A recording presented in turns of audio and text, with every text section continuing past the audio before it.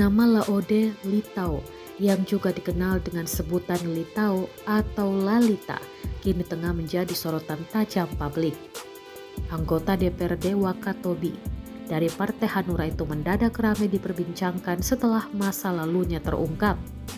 Fakta mengejutkan mencuat, Litau ternyata sudah 11 tahun berstatus daftar pencarian orang atau DPO dalam kasus pembunuhan seorang remaja bernama Wiranto 17 tahun pada 25 Oktober 2014 silam.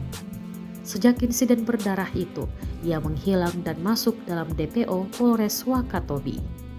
Namun, publik dibuat heran sekaligus geram lantaran meski berstatus buronan, Litau justru berhasil mencalonkan diri pada pemilu 2024 dan bahkan dilantik sebagai anggota DPRD Wakatobi.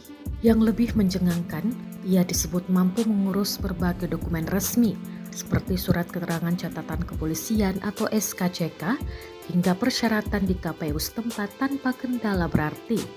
Pertanyaan besar pun muncul, bagaimana seorang DPO bisa lolos dalam proses seleksi dokumen pencalonan legislatif?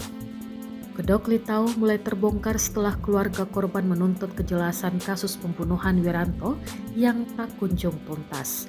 Protes keluarga korban mendorong publik menyoroti kembali rekam jejak Litau.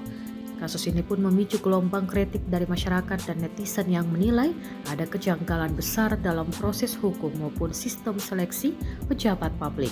Banyak yang mempertanyakan lemahnya verifikasi dokumen dan pengawasan aparat hingga seorang buronan bisa duduk di kursi legislatif. Kini publik menantikan tindak lanjut aparat penegak hukum atas kasus ini.